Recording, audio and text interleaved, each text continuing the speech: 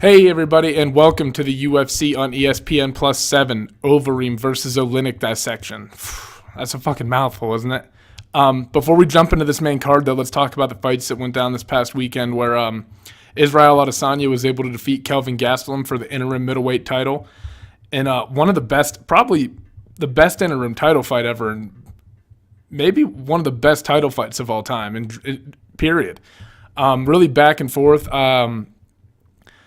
They both hurt each other. I felt like Gastelum won the first, Israel won the second and the third, and then I felt like Kevlin came back in the fourth, and then Israel just took over in the fifth. So I had it 3 rounds to Israel, but it was a good fucking fight. Kevlin, I think, surprised a lot of people with his hand speed and just his ability to close distance on Israel, get inside some of those kicks and attacks that were keeping him on the edge. But overall, I felt like Adesanya controlled most of the fight, but it was a great fucking fight. They both hurt each other several times, and I feel like we're going through this kind of, and you saw this in the main event too between Max Holloway and Dustin Poirier, but after all the stuff with Conor and Khabib, there seems to be almost an emphasis on respectfulness between fighters, right?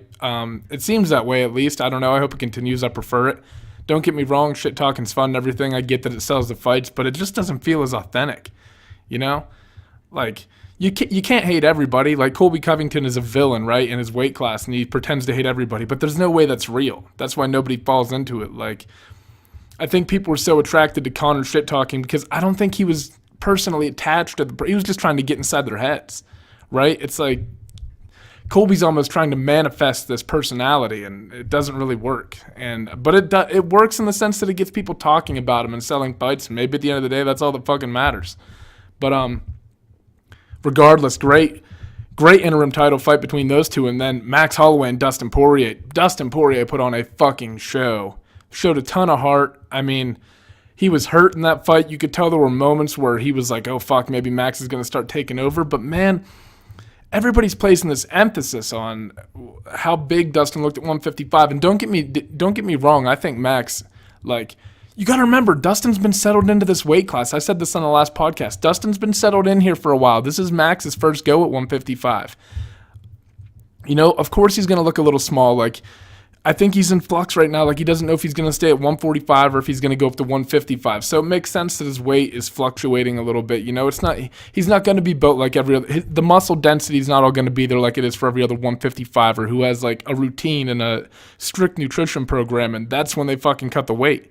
So that didn't surprise me so much, but to me, the difference was just like there are moments when Max will step off and he'll create an angle and he'll start attacking you, and then that's when he pours it on when he finds those openings.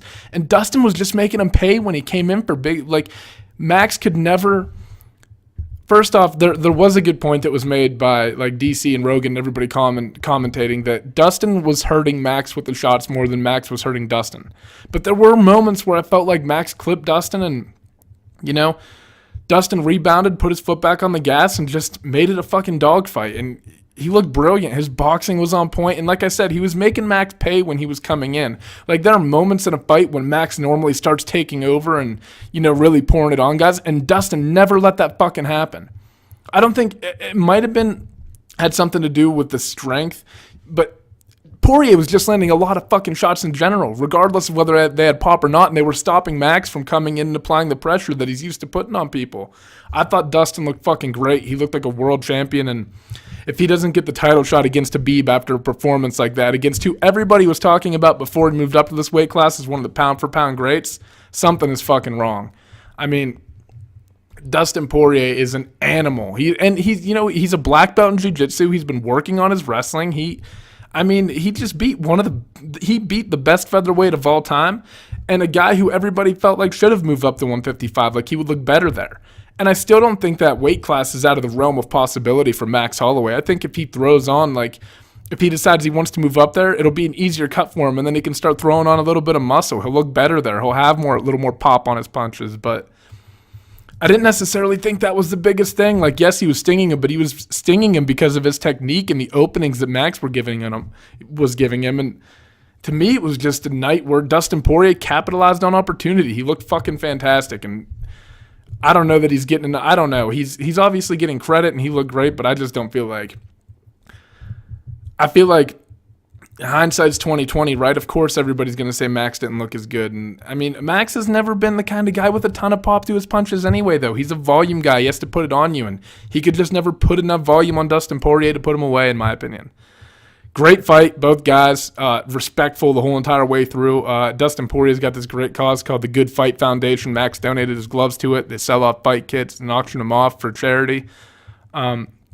Dustin Poirier is just one of those guys who it feels good to see him win a title. He's a guy who deserves to win a title. He's been through a lot in his career. He's been with the UFC for a long fucking time. He's been fighting the top names in the sport at 145 and 155 for the duration of his career. I mean, goddamn, Dustin Poirier is a fucking problem. And, you know, I understand that on paper, people are probably just thinking Khabib's going to take him down and maul him. But Khabib, in order for him to complete his takedowns, has to apply pressure. And what Dustin Poirier exemplified to me in that fight was the ability to deal with pressure. I always say if someone's pressuring you, you have to make them pay for it. Dustin Poirier has the ability to make Khabib pay for the pressure. I'm not saying he's going to be a favorite. I'm not saying it's an easy task to overcome for him by any means, but he does throw volume, and he does have it in him to go 5 rounds with Max Holloway, who has an endless gas tank. You know? So it's going to be interesting. That's a fucking deep weight class. And I guess, you know, for a little further down the card on not the prelims, but, you know, before the main event, the co-main and the main event, we had Eric Anders fight Khalil Roundtree. And you see fighters make these giant strides in their game sometimes, but Khalil Roundtree looked like a completely different fucking person. I had no idea he went to Thailand or anything like that until they started talking about it when they were commentating. Holy fuck, man. His leg kick is nasty. And you could just tell that Anders was confused. He didn't know what to do. He didn't know how to deal with it. Roundtree was in control of the entire fight. Probably picked up, in my eyes, 2 10-8 rounds and then coasted through the third. I mean, it was a brilliant performance. And you got to remember, Anders is a guy who gave a little bit of trouble to Thiago Santos. And, you know, he fought Lyoto Machida, went 5 rounds with him. I mean, he's been in there with some tough guys. And I felt like Roundtree made it look fucking easy. Like, a complete transformation. He's always been a striker, but everything just looked so much more precise and refined in that fight. It was a great fight to watch. And, man, like I said, I don't know if I can recall a fighter making strides that were so evident from one fight to another, and put them on display the way he did against Anders especially. That was the impressive part, that he could do it on the big stage, you know? Like, you always hear about guys, they're getting better in the gym, and sometimes for whatever reason the lights are on and they don't perform, but Roundtree sure as fuck did. Everybody was pissed about the Dwight Grant fight and Alan Jouban because it was boring, and admittedly, you know, you get fights like that, man. It was, and Jouban was upset and acted like it was this outrage, but man, when Dwight Grant was landing, the strikes were more significant. I know he didn't I think there's a misconception, and Dominic Cruz always proves this point for me when I bring this up, that if you're the one aggressing, you're the one winning the fight, and I don't think that's true, because if your aggression is, if you're still missing shots and the other guy is making you miss because of your aggression, and he's countering you and his strikes are doing more damage, like, to me, the guy backing up is still winning the fight. The pressure doesn't matter if it's not effective. Pressure should be used to create, like, opportunities for takedown. Like, the way you see DC pressure box and Jorge Masvidal pressure box, like, those motherfuckers are in your face throwing their hands, like, that's very effective, you know? But if you're just pushing forward and you're not really landing anything and you're waiting for these opportunities, like, I know it's one of the criteria they list is the scoring, but to me, like if TJ Dillashaw's pressuring Dominic Cruz but missing on all of his shots, and Dominic's touching him and backing up and has him chasing him and playing into his game, how can you not argue that Dominic Cruz is winning the fight? I understand both sides do it, but to me, whoever is implementing their game plan better is winning, and I felt like Grant was implementing his game plan better just slightly. Just a little bit. I wouldn't have been upset if they gave that fight to Jouban, but my point is, in a fight like that, Jouban can't be so outraged because of the result, you know? And then Nikita Krylov fought Ovince St. Preux, and OSP's looked a little lethargic to me lately. And, you know, he was able to take Krylov down a couple times, but couldn't maintain it, couldn't hold him down there, and Krylov got back to his feet and ended up tapping him out and got some revenge for the loss that it took to OSP years back. It was just like everything that OSP did just wasn't quite enough, you know? Krylov was able to shrug it off, get back to his feet, start implementing his offense. I don't know. And look, Krylov looked good. I mean, not taking anything away from him. It just felt like it wasn't OSP's night. He couldn't get anything going, and he got outclassed by a guy who looked, like I said, he looked really good, and he got a finish over. He wanted that win back. He wanted to get that one back, and he got a finish over a guy who's, considered among some, maybe not the elite, but he's a consistent top 10 talent for the UFC light heavyweight division. All right, I don't know what there is in terms of news. There's beef going on between Israel Adesanya and Jon Jones, and to me, all that is look at the names in Jon Jones's division. The most exciting guy that you're talking about at 205 right now isn't even the guy that he's fighting. Thiago Santos is a killer, don't get me wrong, but if you think that Jon Jones is going to go in there and just get into a slugfest with a guy like Thiago, I don't think that's going to happen. But the guy that a lot of people are talking about is Johnny Walker, and he's not ready for a title shot, so who's a big name right now, who's unique, he's got an attractive personality, he's tall, he's long, he's rangy, he's one of the best kickboxers ever. Israel Adesanya. He's undefeated, he just won the interim middleweight title. So to me, it's like a marketing thing. Where is there, and I think Israel's viewing it as this way for Jon to knock him out early, and maybe it is. I don't fucking know. Maybe Jon just wants to take care of the threat now and neutralize it. I don't understand. I don't really know who said what first, but to me, Jon should be looking to expand up a division instead of focusing on a guy who just won an interim title and still has to face Robert Whittaker. Those two still have to fight, and Whittaker's a motherfucker. Let 185 work itself out. And then there's still guys like Yoel Romero, and you got, who's that motherfucker who changed his name? Paulo Costa? Is that it? You still got guys like him in the mix, and Jacare is going to be fighting next weekend, right, in Miami? You still got some killers at that weight class, man. He's got to get through a lot still. And Whittaker's no fucking joke. Whittaker's very good. He's a killer. That's going to be a great fucking fight, and it's going to be a huge fight. Probably the biggest fight in the history of wherever they hold it. It's going to be massively popular. But I don't know. To me, I just think they need to stay in their respective lanes right now. If their paths collide later on down the road, great. It'll be a great fight, I'm sure, but I think Israel has a point that needs a little more grooming, and he's got guys in front of him in his own weight class that he needs to worry about right now. He needs to focus on 185. He just had a hell of a fight and won the interim title. Let him handle things there and worry about it when the timing seems more appropriate. But all right, let's get on to this main card. First fight is going to be a middleweight bout between Krzysztof Jotko and Alen Amedovski. And Amedovski's a guy who was fighting in Bellator, and he's 8-0, and I think all 8 wins have come by way of knockout. And I don't know a whole lot about the guy. I don't know a whole lot about a lot of the guys on this card. I'm not going to sit here and try to bullshit you. I'll just give you my picks based off what I've seen, right? But, Amedovski's a boxer primarily. He's got heavy hands. He knocks people out with them, and, I think he's got 8 first-round knockouts. I think every single one of his wins has come by way of first-round KO. But you saw in his fight with Will Fleury that Fleury was able to take him down, pound on him a little bit, but when he got back up to his feet, he knocked him dead. Knocked the guy before that dead, too. He's got undoubted... You can't deny his knockout power, but I just don't know a ton about the guy, and he's fighting a guy in Krzysztof Jotko who, Jotko's been around the block a little bit, man. Jotko's a guy who... He's on a 3-fight losing streak right now, and I think that might be skewing the odds a little bit in Amedovski's favor. But Jotko's got really good kicks, He mixes things up really well. His last 3 losses, by the way, have been to Brad Tavares, no fucking joke. Uriah Hall, no fucking joke. David Branch, split decision loss, no fucking joke. Those guys are all tough. And, I think you saw, I forget, I was listening to the commentary of one of the fights, and they were talking about how he was abandoning his kick. His kick volume went down over the last, few fights, and, you notice that he's losing all of a sudden.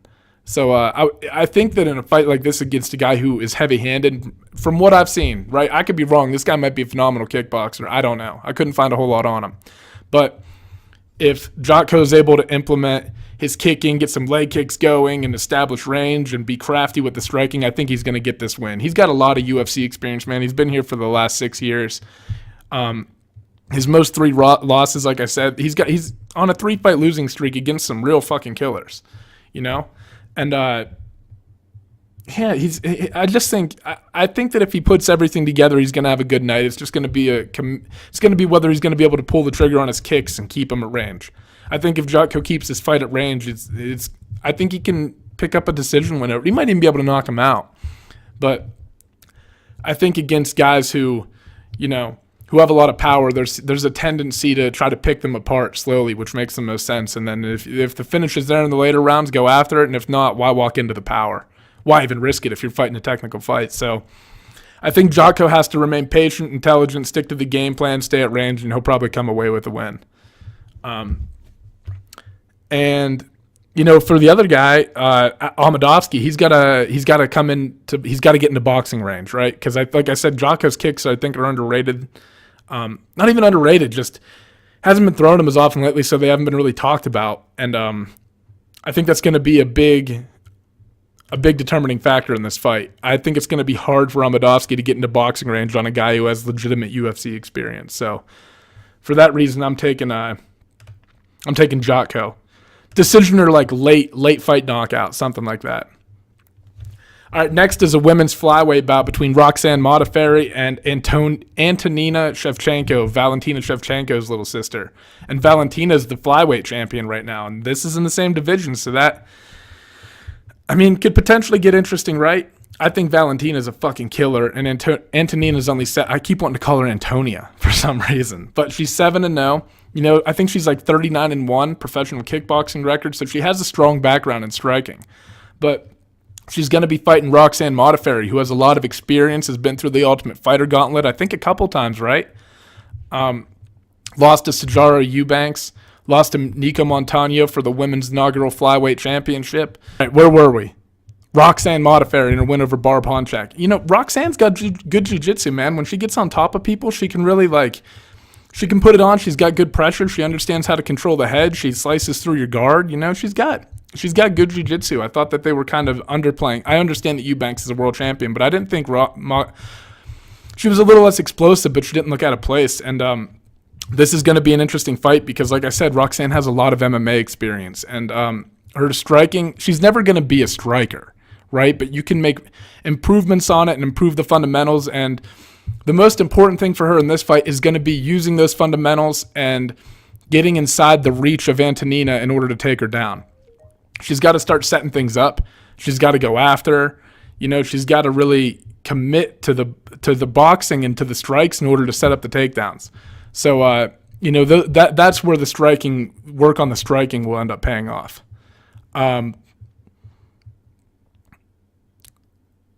Otherwise, if Antonina is able to keep this thing on the feet and avoid the takedown and keep Roxanne off of her, I think she'll win the fight. But I'm kind of leaning toward Roxanne. She's an underdog, but man, you just can't account for experience. And Roxanne's been around the block, fought some really tough girls, and yeah, I got to check my fucking computer. I'm getting a call from work, guys. 1 sec. All right. Luckily for you guys, I guess it's not a huge deal if I do this because I can just cut it out later. But I got called at work, and then my girlfriend called me as a whole fucking clusterfuck within like 5 minutes of each other. Anyway, where were we? Oh, we were on the Roxanne Modafferi and Antonina Shevchenko fight, right? I'm going to take I think I already gave the prediction for this. But I'm going to take Roxanne. I just think that her experience is going to make a big difference in this fight. Moving on, we're going to have Devin Clark, who is 9-3 right now. He just had a fight against Jan Blachowicz recently, but who did he just fight? Goddamn. I'm all over the place, guys. I'm sorry. Alexander Rakic. He got knocked out in the first round actually by him with a back fist. Clark hurt him a few times in that fight with those big lunging shots, and then Rakic was just able to read it and hit him, like I said, with the back fist that dropped him, and then he capitalized. But Clark's a guy who's got a really strong wrestling background. He hot prospect coming. He got legs like fucking tree trunks, but a hot prospect coming into the UFC. Picked up a nice win over Mike Rodriguez where he was able to implement his wrestling a little bit. And like I said, fought Jan Blachowicz, which is, he lost. He got rear naked choked while standing up by him. But Jan Blachowicz is a black belt. He's ranked now among the top 5-10 in the light heavyweight division. So that's not a bad loss. He's explosive, got knockout power, and like I said, a really strong wrestling base. And he's going to be fighting a guy in Ivan, I can't pronounce his name, Shakirov. Shikarov, and his name, if you look like him, he looks like a guy who's been doing steroids since he was 3 years old. I mean, he's fucking massive. His nickname is the Ural Hulk, and he's like 16-0-1 or something like that. And I'm not sure what the 1 is for, no contest. Watch it be related to like steroid usage or something. Oh, it's a draw. I'm sorry, it's not a no contest. It's a draw. Okay, so he's clean, but if you look at him, I mean, goddamn, he's built like a statue. I'm not saying he's actually on anything. I'm just saying he looks like somebody you might suspect might take something, right? And he just recently submitted Thiago Silva in RCC 5. I don't even know the fuck promotion that is, but I'm guessing somewhere in Russia, right? I'd imagine. But he submitted Thiago Silva, who I didn't even know was fighting anymore. You know, he was a guy who I loved watching him fight growing up. Then he got in trouble for steroids of some sort, right? And then falsified a urine test, and then got kicked out of the UFC, then got reinstated. Then video evidence came out about some altercation that he was in, and then he got kicked out again. Anyway, before he beat Silva, he beat Fabio Maldonado. So, you know, again, I don't know a ton about these guys, man. I just know that watching this guy, he's massive. But all that muscle is going to take some. I mean, these are both densely built guys, but I think Clark, with the wrestling background, should have a pretty good cardio base, like a fairly good one. I would look for him to. This fight could go either way. You could see a Clark who thinks that the best way to beat this guy is to get him out of there quickly. In my personal opinion, I'd be pushing this fight up against the cage, using your wrestling, using those big. I think he'll be more explosive than Ivan will be, but. You got to push the fight up against the cage, land takedowns, and try to wear this guy out over the course of a fight. I don't think you want to get into but he's a pretty good fucking grappler, so you got to be careful. Like, if you watch, he was sitting in Thiago Silva's guard, and Silva tried to throw up like an armbar, then a triangle, then he tried to transition to an omoplata, and Ivan was able to catch him in a fucking armbar. So his jiu-jitsu skills are scary, man. He's strong, he's powerful, he's able to control you. This is going to be an interesting fight. Fuck, man, I don't have a pick for this one. This is one of the closer fights on the card, in my opinion. They're all really good matchups, but I'm going with Clark. I just think that his explosiveness is going to be a difference maker, and if he can implement his wrestling a little bit and wear on this guy against the cage and keep his back against the cage, I think it'll take a toll pretty quickly on Ivan. So I'm going Clark, but this is a coin flip fight, in my opinion. I really don't know. I mean, it could go either way.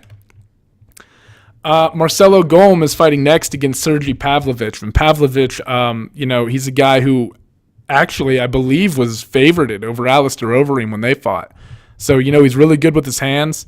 He's got some knockouts on his record. He held... Again, man, I don't know a ton about these guys. This is his second UFC fight. There's not a lot of ways to access all these fights over there. They're not really mainstream. You have to go out of your way to find them. I don't know a ton about the guy. I don't know a ton about Marcelo Gome's relatively new to MMA. He's only 6-2, right? So I don't know a ton about him either. These are some interesting matchups.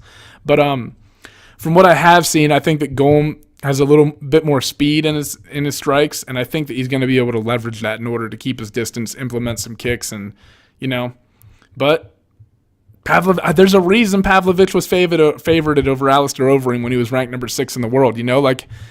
I don't know. I just haven't seen enough about the guy. I haven't seen enough fights from the guy to really give you an opinion. This is a tough fucking card, man. I'm sure it's going to be a fun card. It's going to be a great card. It's in St. Petersburg. It's a tough fight to pick. It's tough to find the fights for these guys. Some of you motherfuckers probably seen everything and probably going to be like, oh, fuck, you just don't know where to look. Maybe. Help me if so, because I can find some of the fights, but I can't find I can't find every fight for all the guys that I want to find on this card. So I'm giving you my best predictions, but don't take them too fucking seriously. I'm taking Gome in that fight. Like I said, I like his speed, and I like his ability to throw kicks and stuff. I think he'll be able to mix things up, diversify things. But he's a pretty heavy underdog, man, so I don't know. We're going to find out, right? Next fight, the co-main event, is a big fight between Islam Makhachev and Arman Tsarukyan. I can't pronounce this motherfucker's name either. Tsarukyan. And I was watching this guy fight, and he actually is pretty good. He's got some solid strikes and stuff. He mixes things up pretty well. Pretty strong grappling when he's on top, but he did get mounted by Junior Sunsao when they fought. So I mean, the problem is when you're fighting a guy like Islam Makhachev, who people are excited about and who he trains at AKA, and they talk about how he gives Khabib some problems in the gym sometimes. That's a real fucking issue. You know, this guy's an animal when he gets on top of you, and they're built very similarly. They look the same, like all those Dagestanis do, but he's also got really smooth striking. And I think if you look at the way he throws his kicks and stuff, he's a little bit smoother on his feet than Khabib is, you know? I'm not saying he's as good as Khabib. Slow the fuck down. I'm just saying this guy's grappling and the way that he throws things, he's got some potential, man. And this is a big fight against a guy who's 13-1, Islam 16-1, and Islam is probably going to end up being like the biggest betting favorite on this card, I'd imagine. He's an animal. I mean, and his top pressures, like all those Sambo guys, right? He just went and won a gold medal in Sambo in like a world championship like a year or two ago. So he stays active in that stuff too. And I mean, beat up on Nick Lentz, out-grappled Nick Lentz, who has a wrestling background. You know, and Nick Lentz was able to implement that against Scott Holtzman a little bit in his most recent fight. You know, fuck. I'm going with Makhachev. I hate to ride. Like, so it's fun to pick the underdog and stuff in this, right? And this kid's 13-1, and I just think that Makhachev's going to overwhelm him. That grappling style, man, no one's really found an answer for it yet. I want to see it get matched up against like some high-level jiu-jitsu. Like I always thought the fight between Brian Ortega and Khabib would be so interesting, just because Ortega's competent on his feet, but like his world is on the ground, and that's where Khabib's world is. And Brian is a guy who's great off his back, and Khabib's a guy with great top pressure. That's still a great fight to me, and it's an interesting matchup just because of the styles. But let's talk about the main event now and break this down between Alistair Overeem and Alexei Olynyk. I got to pick Overeem. You know I'm going to, because I'm out. I train at Easton out here in Denver, and he trains downtown. And I think he decided to move there after his loss to Curtis Blades, right? Because Curtis Blades stopped him with elbows from the guard. And Blades is one of the best wrestlers in the heavyweight division. And Overeem, you always hear all this talk about his striking, but he's got some really good ground and pound, man. His top game, when he's on top of guys on the ground, pretty fucking solid. And he showed that against Sergey Pavlovich. I know that's the guy who probably stepped in on short notice. I don't know if that was a short notice fight or not, considering Pavlovich was a favorite, to be honest. But regardless, Overeem shut him down, and you know that if he's working with a guy like Blades, his wrestling's going to improve incrementally, right? And he's been there for a little bit of time now, so he's going to make strides in that department. The problem is, do you want to take the fight to the ground with a guy like Alexei Olynyk, who hits Ezekiel chokes from the bottom of mount? Right? He's one of the more unique submission artists in the heavyweight division. He's got a grip like a fucking python. He's a killer, man. I don't even know. How many submissions does he have? It's got to be a lot. His record is 57. These guys have over 100 combined fights between them. More than that. Alistair Overeem is 44-17 with one no contest, not counting his kickboxing experience. And Alexei Olynyk is 57-11-1.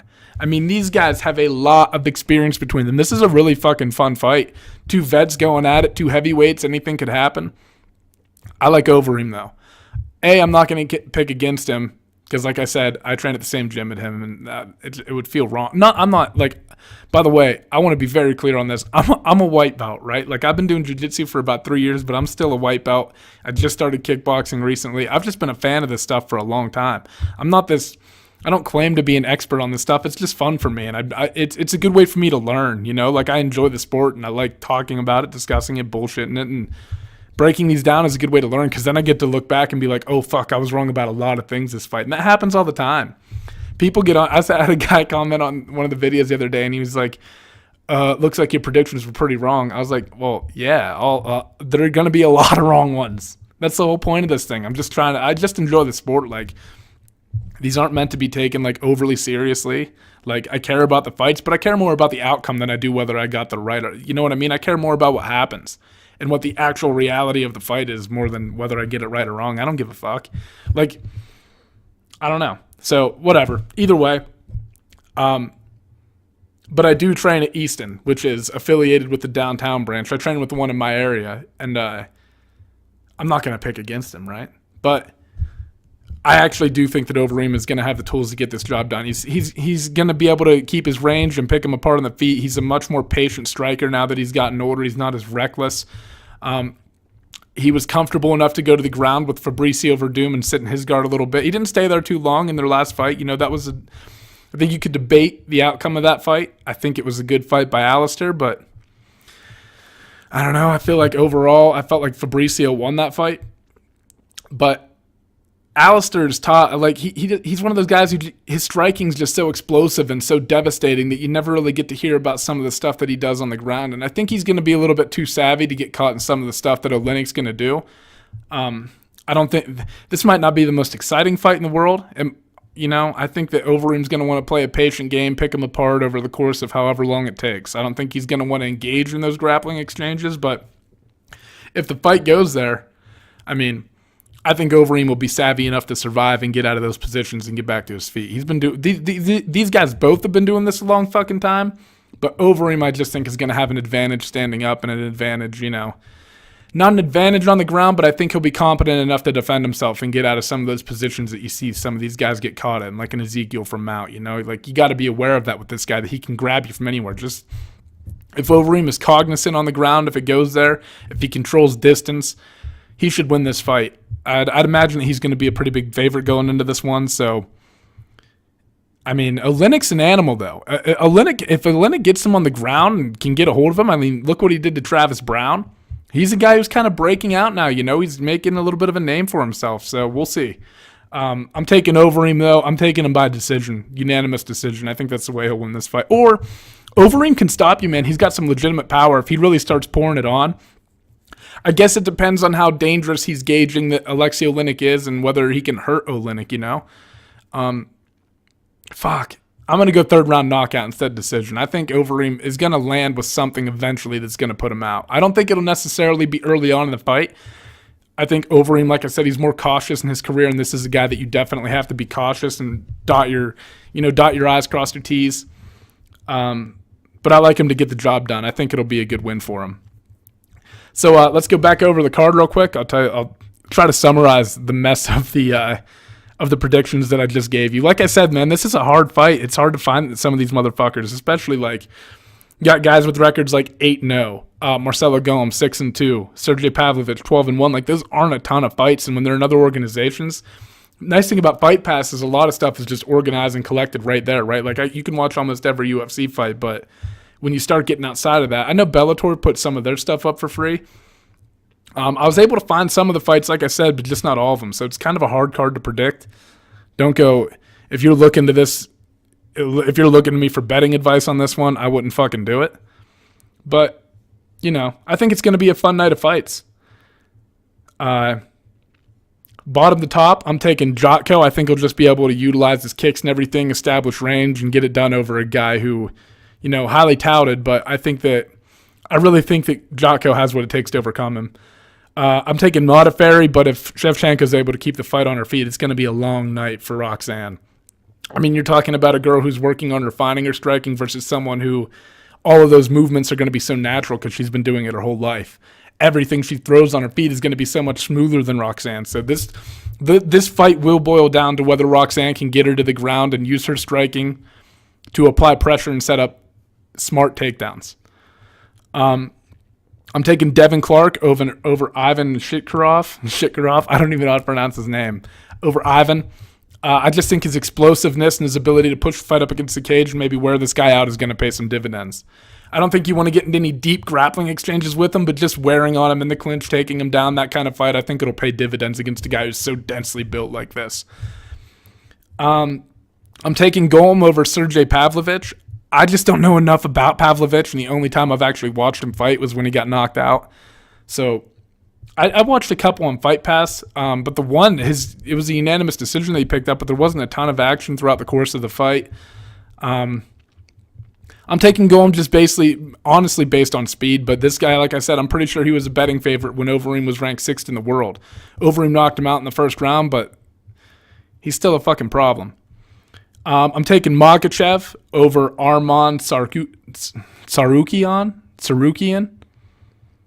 I probably butchered every fucking single name on this card. Probably not even close.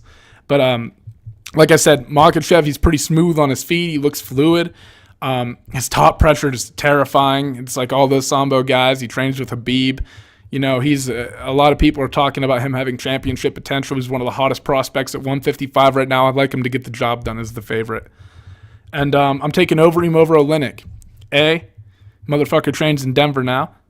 Can't pick against him, right? And B, I just think that Overeem's going to be better on the feet, and if it goes to the ground, he'll just be able to survive. I think he'll have what it takes to be, you know, he's been around for a long time, and he's felt the pressure of blades, no doubt, in a real-life fight and in camp now. Like, you know, I like Overeem to get the job done.